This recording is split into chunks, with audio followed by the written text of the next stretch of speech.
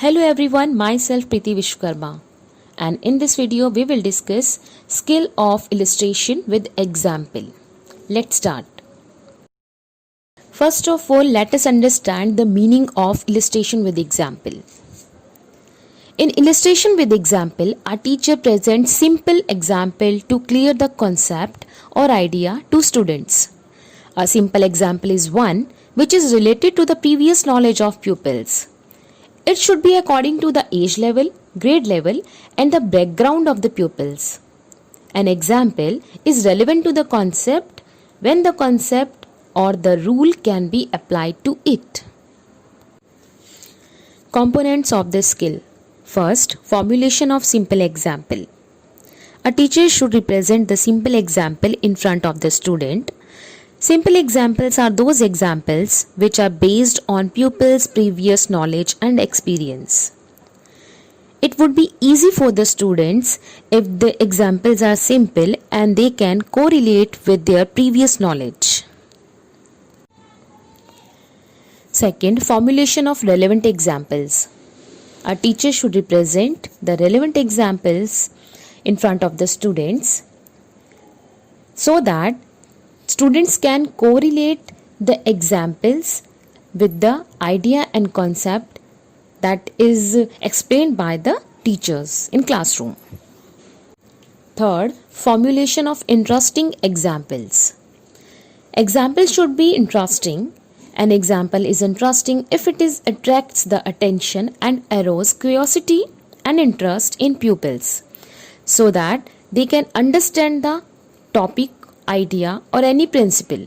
An example creates interest in the student if it is according to the age, maturity or the experience of the pupil. Fourth, using appropriate media of examples. It can be divided into two parts. First, non-verbal media and second, verbal media of presentation of examples. In non-verbal media, examples where a teacher doesn't use words. It can be concrete material examples like objects, specimens. Second, models, the replica of something to clear the concept, idea or principle while illustrating. Third, teacher can use like maps, charts, graphs. A teacher can draw diagram on blackboard or show any pictures related to the concept. Next is verbal media of presentation of examples. When a teacher gives examples in verbal manner, she can use it different ways.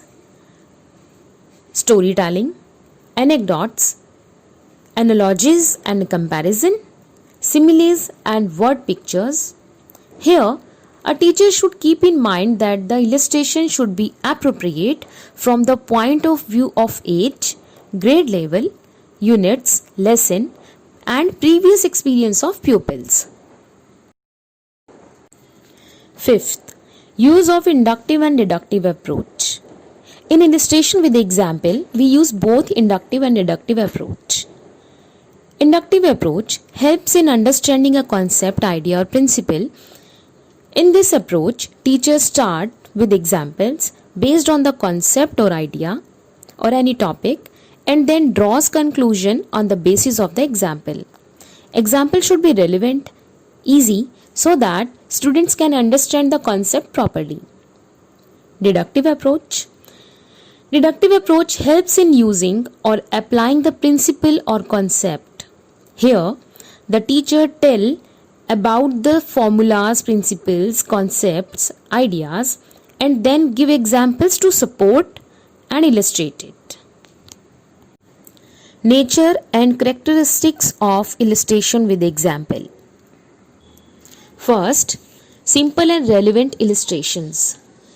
Examples should be simple and relevant so that it would be easy for the students to correlate with the topic or idea or any concept and they can easily understand it. Second, proper handling. Illustration should be properly handled and exhibited. Examples like maps, models, charts, sketches, pictures, etc. should be visible even to the backbenchers. Next, well-prepared illustrations. Examples and illustrations should be prepared in advance. Otherwise, it can create confusion in learning. Fourth, timely presentation. Relevant illustration should be shown at proper time during the course of lesson. These illustrations should be kept out of sight till these are not to be used at suitable time. Fifth, stimulate imagination. Illustrations and example must have the quality to enhance the imagination of the learners. Next, easy to memorize.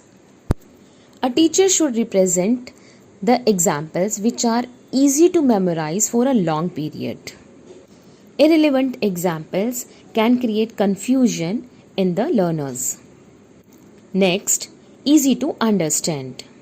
A teacher should represent the examples and illustration which are easy to understand by the weak students and normal students as well. Next, interesting.